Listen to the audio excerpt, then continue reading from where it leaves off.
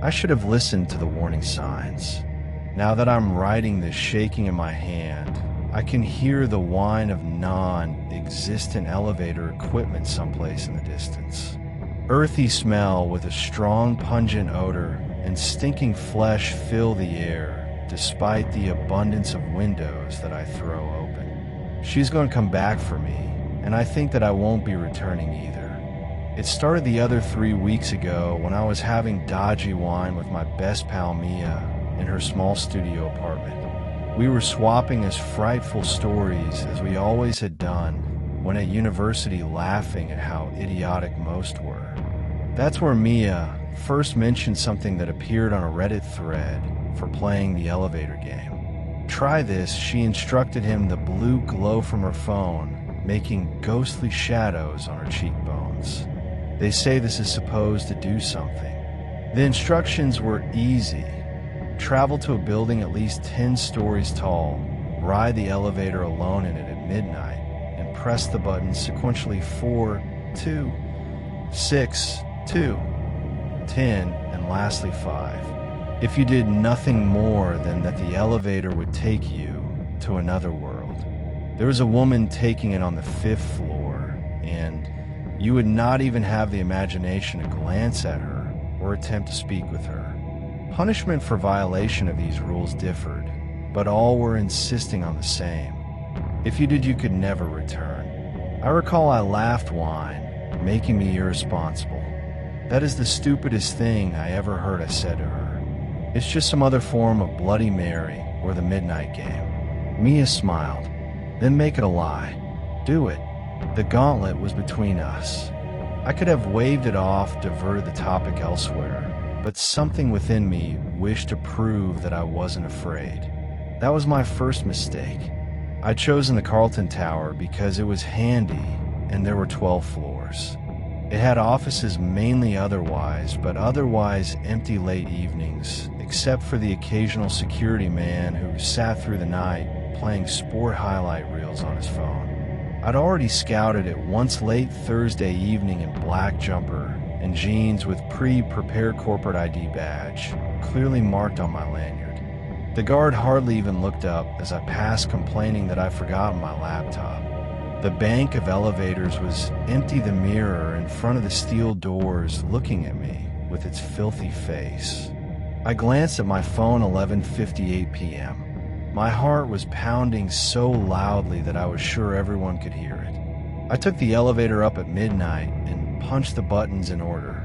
4.2.6.2.10.5. The doors slid softly closed with a metallic voice that struck an almost unnaturally pure note in the silence. There was dead silence for the first half minute. The elevator traveled up to the 4th floor. An empty hallway lay ahead of the doors when they opened, then shut again. I pushed the next buttons, and there were tacky smudges where my hand lay on the cold metal. The doors opened onto the 2nd floor, and into darkness, not at all standard for an office building, but not especially noteworthy. I didn't know anything was wrong until I pressed the 6th floor button. The elevator never reached 6. It just kept on going, speeding up the buttons on the control panel, a whir of numbers. Spits of light and a moment of spine-tingling cold that filled the car. I breathed frosted wisps, although I know the air conditioning in the building was nowhere near that potent. I strained on the emergency stop, but my hand hesitated. The elevator burst upward in a stomach-heaving lurch. I was hurled into the side wall, shoulder against the handrail in a jaw-dropping smash. The digital readout spun dizzily out of control, 7.8.9. The figures flashed blindly upwards before the elevator lurched to a harsh halt that bent me double to the knees. Silence. Complete dead silence. No noise, not even of machines in the distance. My breathing hissing through the quiet. Then doors swinging open with same bouncy ding. It wasn't the Carlton Tower what I was seeing. The passage before me, improbably long walls lined with what appeared to be peeling skin instead of wallpaper. The ceiling hung low beneath the heavy weight of black, pulsating mold. There was one faintly glowing light along its length, casting long, moving shadows that would change when I wasn't actively concentrating on them. It reeked of rotting flesh and damp, earth, the reek of a wet cemetery on a wet day. I retreated back to the wall of the elevator. That's when I heard a whisper, so low that I thought I was dreaming. "You weren't invited." The voice was off kilter.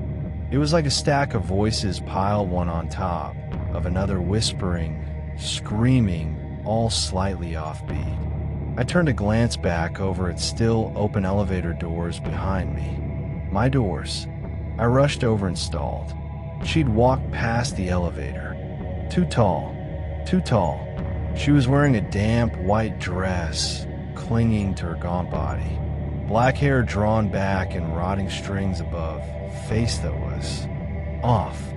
Everything was wrong with the proportions: the mouth, too large, the nose, too small, the face drawn out too far to be not right.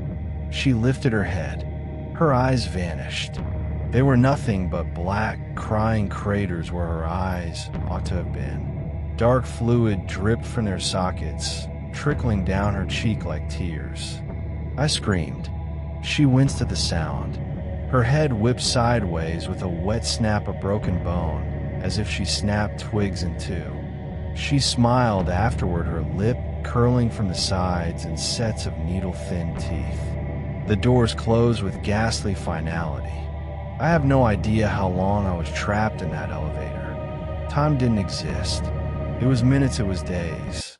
I recall I was pounding on the doors till my hands were smeared with blood, screaming till my throat was sore. The air cooled down to the extent that I could see my own breath misting before me, my fingers cold and blue. And then, just as abruptly, the doors had swung open. Blinding light seared my eyes. I collapsed backwards onto the highly polished white marble floor of the Carlton Tower foyer, gasping like a just-drowned swimmer surfacing into air. The security officer was shaking me, his pink face purple-faced with shock. Miss, you're okay? Where did you go?" I couldn't answer. My scream-ravaged throat was sore. They reported back to me later that security cameras showed I entered the elevator at 12:03 early Sunday morning, and waiting for 3 days. When they cycled back open for the first time after Saturday, at 6:17 Sunday morning, I was huddled in the corner of the floor, fingers torn and bloodied from grasping the walls. The physician said that I experienced acute psychological trauma. They don't want to listen to me when I tell them. She still watches. They don't see the black stains on my bathroom mirror in the morning, the ones smelling of rotting flesh no matter how many times I clean them off. They don't see the elevator in the middle of the night, its doors swinging open to the impossible hallway. Mia attempted to inform me yesterday that the whole incident was in my imagination. She then received a telephone call. When she answered it, she only heard a gagging, gurgling laugh before the person on the other end hung up. Her messages no longer arrive. Her apartment is vacant. The neighbors watched her enter an elevator that doesn't even exist on her 2-story apartment building. If you're reading this, I'm vowing to you, the elevator game is not a game. It's a warning of something ancient and hungry, and you slide the door open. No going back now. She's coming tonight. I hear the elevator descending now, the reassuring ding clanking in my empty flat. Huddle's since turned rank. God save me.